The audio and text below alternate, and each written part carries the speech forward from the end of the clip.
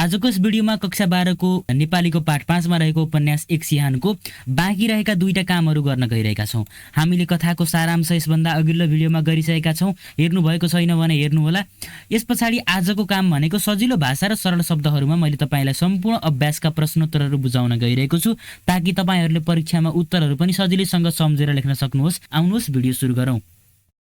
म स्क्रोल गर्दै तल जान्छु। पहिला सुरुमा यो काम हामीले गरिसकेका छौं र यसको अभ्यासमा चाहिँ सबैभन्दा पहिला जुन शब्द भण्डारका काम छन्, यी शब्द भण्डारका कामहरू भनेको परीक्षाको दृष्टिकोणले त्यो हाम्रो जुन बोध र अभिव्यक्ति बढी महत्त्वपूर्ण हुने भएकोले पहिला सुरुमा हामीले त्यसको अभ्यास गर्नेछौं। त्यसपछि बल्ल हामीले यी प्रश्नहरूलाई हेरौँला है त।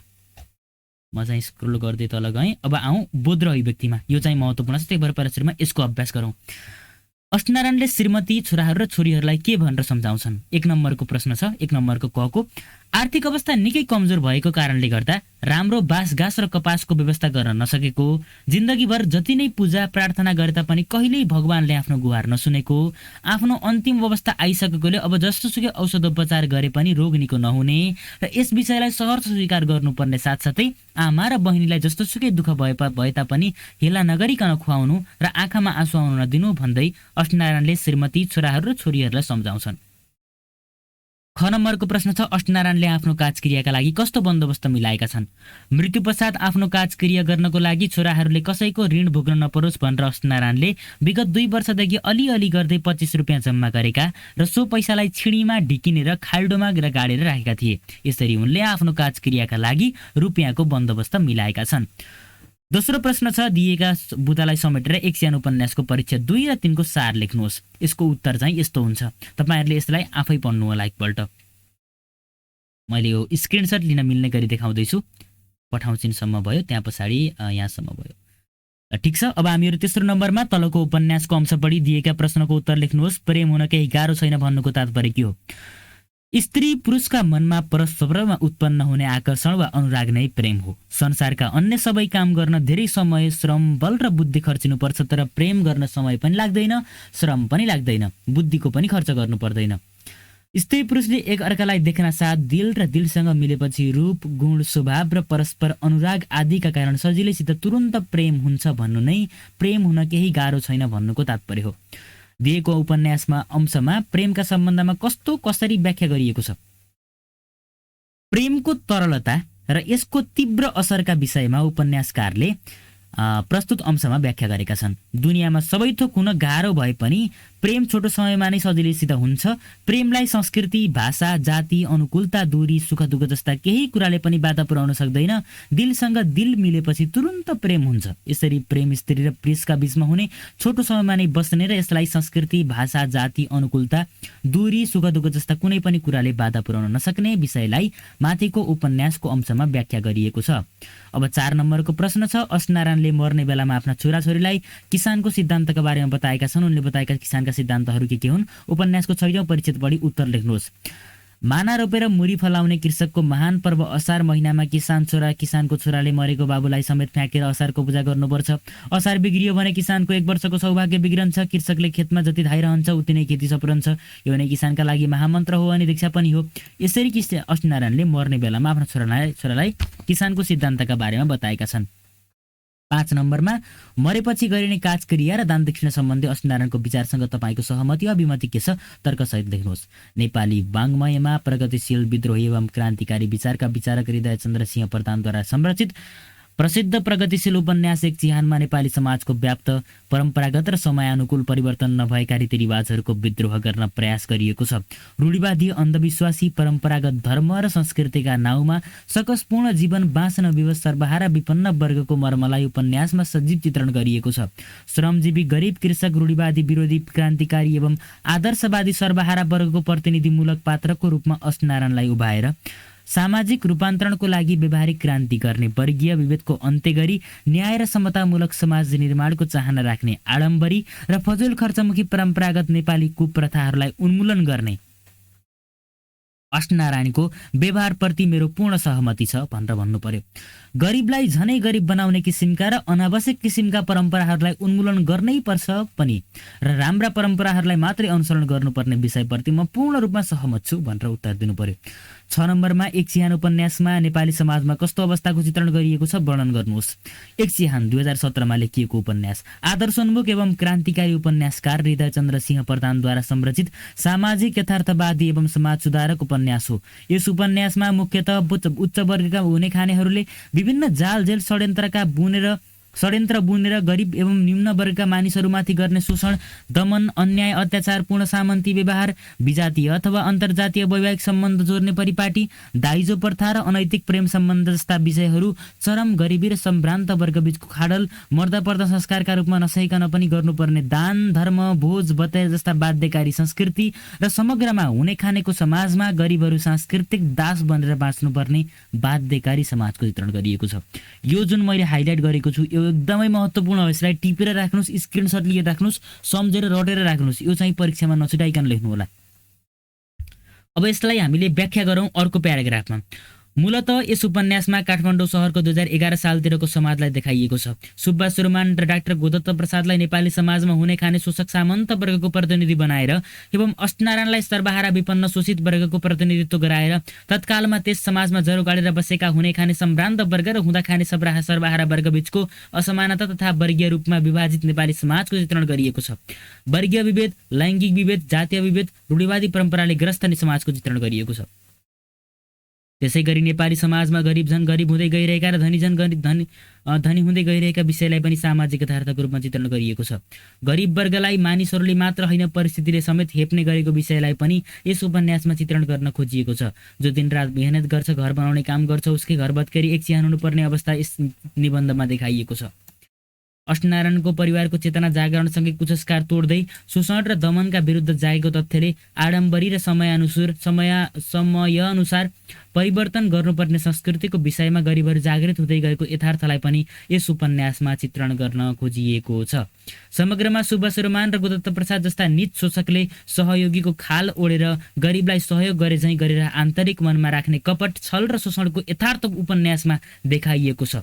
उच्च वर्गका हुने खानेहरूले निम्न वर्गका नागरिकहरूमाथि गर्ने शोषण, दमन, अत्याचारपूर्ण सामन्ती व्यवहार, अनैतिक प्रेम सम्बन्धका जस्ता विषयहरू मर्दापर्दा संस्कारका रूपमा नसहिकन पनि गर्नुपर्ने दान, धर्म, भोज भतेर जस्ता बाध्यकारी संस्कृति र समग्रमा हुने खानेको समाजमा गरिबहरू सांस्कृतिक दास बनेर बाँच्नुपर्ने अन्यायपूर्ण र विभाजित समाजको चित्रण यस उपन्यासमा गरिएको छ।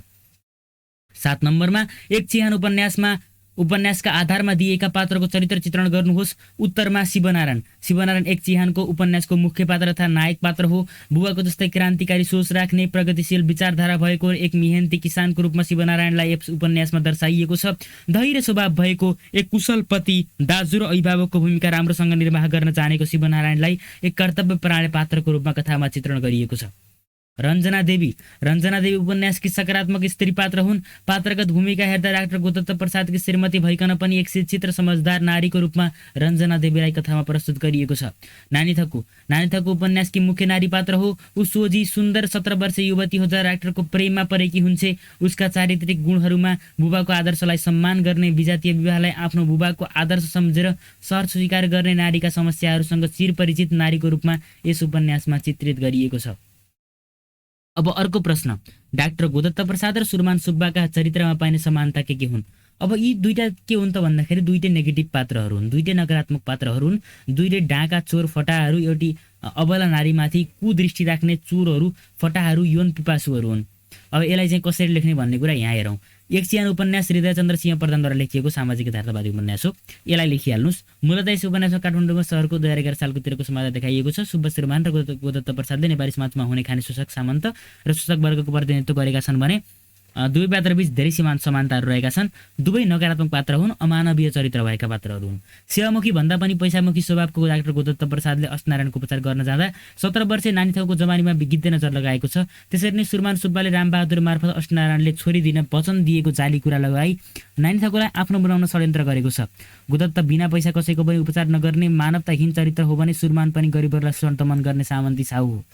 समग्रमा दुवै व्यक्ति उच्च वर्गको प्रतिनिधित्व गर्ने र स्वभावले जाली, कपटी, भ्रष्ट, कामुक, स्त्रीलम्पट, यौन पिपासुहरू हुन्। किसानप्रति सहयोगी, हात बढाए जस्तो गरेर आफ्नो स्वार्थ पूरा गर्न खोज्ने स्वार्थीहरू हुन्।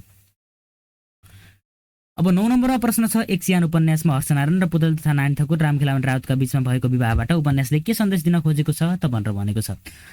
अब सामाजिक व्यथिति र पुरातनवादी संस्कृतिको विद्रोह गर्ने क्रान्तिकारी उपन्यासकार हृदयचन्द्र सिंह प्रधानद्वारा लेखिएको एक चिहान उपन्यासमा पनि हर्षनारायण र पुतली तथा नारायण ठाकुर र रामखेलावन राउतका बीचको अन्तर्जातीय अन्तर्भौगोलिक विवाहको माध्यमबाट भौगोलिक एकता, जातीय एकता एवं समग्र राष्ट्रमा ऐक्यबद्धता कायम गर्ने सन्देश उपन्यासमा दिन खोजिएको छ। बहुजातीयतामा आबद्ध नेपाली समाजमा अन्तर्जातीय विवाह सम्बन्धलाई अवलम्बन गर्दै जाने हो भने समग्र राष्ट्रिय मूल्य मान्यता संस्कृतिहरूमा ऐक्यबद्धता कायम हुने र यसले समाजमा व्याप्त जातीय विभेद, कलह, शत्रुता जस्ता विकासका बाधक तत्त्वहरूलाई निराकरण गर्न सक्ने सन्देश यस कथा घटनाबाट उपन्यासकारले प्रवाह गर्न खोजेका छन्। यस्तै भनेर चाहिँ तपाईँहरूले यसको सम्पूर्ण उत्तर दिने बेलामा अन्त्यमा निष्कर्ष लेख्नु होला। समग्रमा पुरातन एवं आडम्बरी बाध्यकारी संस्कृति त्यागी एकताबद्ध समतामूलक र सुसंस्कृत समृद्ध समाज निर्माणमा हामी सबै एक भएर लाग्नुपर्ने सन्देश यस उपन्यासमा दिन खोजिएको छ। 10 नम्बरमा एक सियान उपन्यासको अन्त्य तपाईँलाई कस्तो लाग्यो, ठिक लाग्यो कि बेठिक लाग्यो, तपाईँ लेखक भएको भए कस्तो बनाउनुहुन्थ्यो भनेर सोधेको छ। तपाईँहरूलाई थाहा छ नि, एक सियानको उपन्यासमा अन्त्यमा पहिरो गएर सबै एक सियान हुन्छन्। यो उपन्यासको जुन अन्त्य छ तपाईँलाई मन पर्यो कि परेन भनेर प्रश्नले सोधेको हो। सामाजिक यथार्थवादी उपन्यासकार हृदयचन्द्र सिंह प्रधानद्वारा लेखिएको एक सियान उपन्यासको अन्त्य मलाई ठिकै लाग्यो।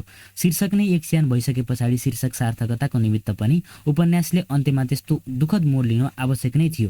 तर पनि क्रान्तिकारी सामाजिक योद्धाहरूलाई सर्वहारा वर्गको मुक्तिदाताको रूपमा उठाएको भए, विद्रोहको ज्वाला सल्किएको भए, सर्वहारा वर्गलाई परिचालन गरिएको भए, जनयुद्ध भएको भए, त्यसको परिणामस्वरूप सामन्ती शासकहरूको पतन र सर्वहारा वर्गको विजय हुने थियो। यसै उपन्यास सुखान्तक बनाउन पनि सकिन्थ्यो।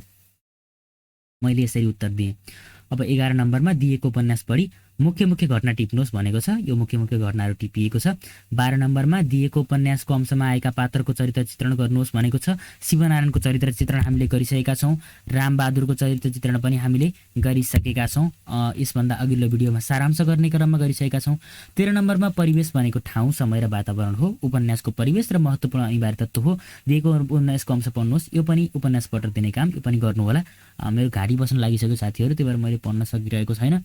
14 नम्बरमा दिएको अनुच्छेद परिषदका प्रश्नको उत्तर लेख्नुहोस् भनेको छ। क, ख, ग, घ, ङ। ल यी सबै प्रश्नहरू हेर्नुहोस् तपाईँले। अब हामीहरूले पहिला सुरुमा जुन छोडेको काम छ बोध र अभिव्यक्ति, त्यो बोध र अभिव्यक्तिलाई सरसर्ती हेर्नेछौँ पहिला सुरुमा। त्यहाँ पछाडि हामीहरूले व्याकरण खण्डको चर्चा गर्नेछौँ। अब बोध र अभिव्यक्तिमा तपाईँहरूले हेर्न सक्नुहुन्छ। यहाँ म स्क्रोल गर्दैछु, पक्नुहोस् है त। ल ठिक छ। शब्द भण्डारको काम छ। शब्द भण्डारमा 1 नम्बरको काम भयो। यो चाहिँ 2 नम्बरको काम, यो चाहिँ 3 नम्बरको काम, यो 4 नम्बरको काम।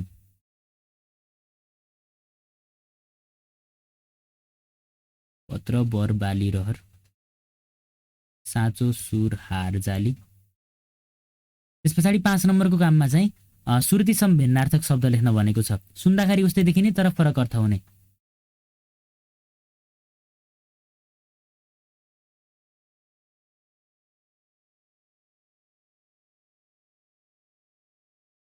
ठिक छ, यो पनि हेर्नुभएको होला। 6 नम्बरमा दिएका शब्दको समूहवाचक शब्द लेख्नुहोस् भनेको छ। जस्तै कमिलाको समूहलाई के भनिन्छ? ताँती भनिन्छ। यस्तै गरेर यी सबैको समूहवाचक शब्द लेख्न भनेको छ। यो पनि भयो होला। 7 नम्बरमा शिक्षकसँग सोधेर दिएका शब्दको प्रतीकात्मक शब्दको अर्थ लेख्नुहोस् भनेको छ। अब यहाँ चाहिँ छेपारो भनेको रङ बदल्ने। जस्तै कोही मान्छे धनी छ भने उसलाई कुबेर जस्तै धनी भनिन्छ। यस्तै गरेर जुन प्रतीकात्मक शब्दहरू छन् ती शब्दहरू भनेका त्यस्ता शब्दहरू हुन् जुन शब्दहरू कुनै पनि कुराको प्रतीकको रूपमा प्रयोग गरिन्छ।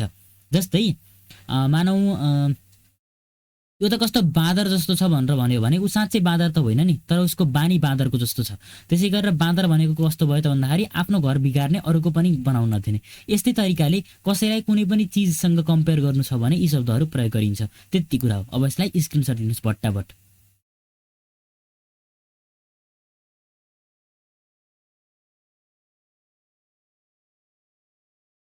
ल ठिक छ। 8 नम्बरमा दिएका शब्दहरूको सिङ्गो अर्थ लेख्नुहोस्। सिङ्गो शब्दको अर्थ लेख्नुहोस् भनेको छ। अब शाकाहारी, मांसाहारी, पुङमाङ, गृहस्थी, अल्लारे, पेवा, दशक, शताब्दी, सहस्राब्दी, शाश्वत, वात्सल्य, नुवागी, नाबालक, लैनो, बकिर्नो, सत्पात्र, अद्दोपान्त, क्षितिज, उपवास, सर्वपक्षी, ढडिया, अवैध, कटुभाषी, अल्पभाषी, मृदुभाषी, बहुरूपी, अघोरी, कायमुकायम, कार्यवाहक, पर्म, अवर्णनीय, अव्यक्त, थाती, कल्स्यौली, अलौकिक। यी शब्दहरू भए। अब 9 नम्बरमा अन्तरिक्षसँग सम्बन्धित तलका शब्दलाई शब्दकोशीय अनुक्रममा मिलाई लेख्नुहोस् र तिनको अर्थ पनि पत्ता लगाउनुहोस् भनेको छ। अब यहाँ चाहिँ उल्का छ, धूमकेतु छ, ज्ञ, ग्रह, नक्षत्र, धूमकेतु, ब्रह्माण्ड, राशि, सौर्यमण्डल।